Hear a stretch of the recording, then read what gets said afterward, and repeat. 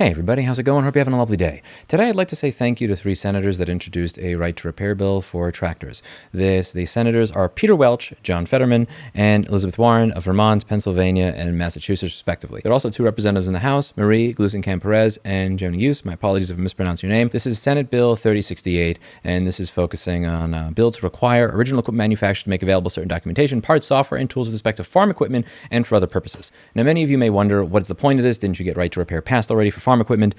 In the state of Colorado, there are 49 other states in the United States where people would like to be able to fix their tractors. Now, many of you may think, well, hasn't John Deere come out with tools already for this? You may have heard about things like a pro service that are options, and it sounds like something, I want to service my tractor, pro service, because when you add the word pro to things, it just makes them better. And this is not something that does what you think it does. It's very similar to many of Apple's programs where, look, Apple has an independent repair provider program. Can I get a schematic? No. Get a chip? No. Can I get a screen by itself? No. I think it says it's a repair program, and they have parts in it. It's probably enough to make a politician think that they actually did something useful, but it's not really what people are looking for. So I wanted to talk to some farmers to ask what they thought, and I asked a farmer directly, Mr. Jared Wilson, why is this thing necessary? And we had a very candid conversation. The first thing he said is that many repairs that are needed on sprayers and planters, he's not able to do with this tool. But what was more interesting is when you dig into Pro Service, if you want to actually use it, you have to get an account at the John Deere Operations Center, you have to connect to the internet. Now, when you and I talk about having to connect to the internet in order for an application to work, we talk about it because that means that the manufacturer can take away your ability to use that application. We talk about it as an inconvenience, and we talk about it from a principle point of view. Here, it's really the practical point of view. I can get internet at my house. Sometimes it's annoying too because I have Spectrum cable. Maybe I can get crappy 4G signal, but I can. Downtown, I can get internet easily. Tractors work in cornfields.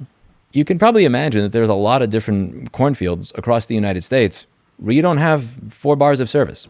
Sometimes you may have no bars of service because lots of cellular towers it's not where T-Mobile is thinking to put their cell phone tower. Where they put a cell phone tower here, it's going to service 3 people and the people who drive through this particular community.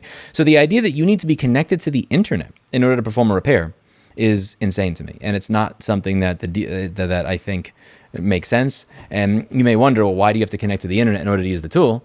Well, A, it's nice because they have in my opinion, the way that they're doing this, they can say that they are helping farmers. Look, we're doing everything to help them. And then you have the ability to make that tool no longer work properly once the political pressure has died down. More importantly, number 2, when you look at this on Deere.com in their privacy and data section, operational data.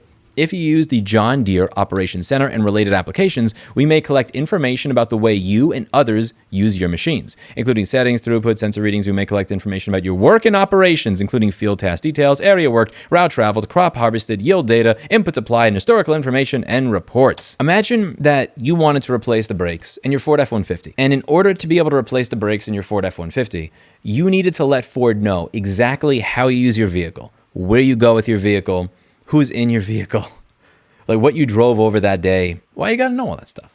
When I talk about right to repair, I've talked about making the parts and diagrams available to independent mechanics and the owner of the products that are made available to the dealer technicians. Like, that's it. I never thought that I had to have a suffix in there. And by the way, don't spy on them and suck up every single piece of data on how they use the machine at the same time. That's an addendum that has to be placed in 2025 that I never really had in there when I was talking about right to repair back in 2013, 2015, or 2017, because we lived in a different world back then. We lived in a world where, at the very least, there was some sheen of privacy. Maybe not with the government, but at least with private companies. There was some sheen that you didn't have an interest in collecting every single piece of data about me all the time. But here, it's just right there.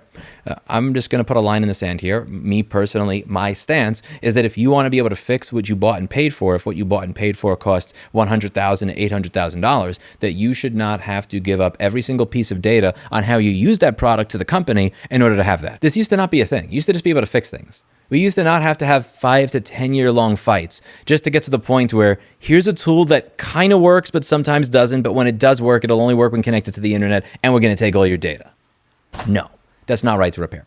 Thank you to, again, Senators Peter Welch, John Fetterman, and Elizabeth Warren for pushing this through. I will be looking through the bill text as soon as it is released to where I can read it. I just saw this today get announced from U.S. PIRG. I'm very happy to see this. Thank you very much to Nathan Proctor at U.S. PIRG and to also Sarah Klein, who reported this. They are very, very good at staying on top of this. I've partnered with U.S. PIRG many times in the past, and the reason why is because they do great work like this, and I'm very happy to see it go forward. This is probably going to take some time. You know, we don't have a working government right now in the United States. I mean, you could argue that we don't have a working government for even when it is working, but right now it's literally not working. So yeah, when I click text for the bill, I get nothing. But I look forward to reviewing the text of this when it comes out. Please do email your senators and your representatives if you think that this is something that should be supported.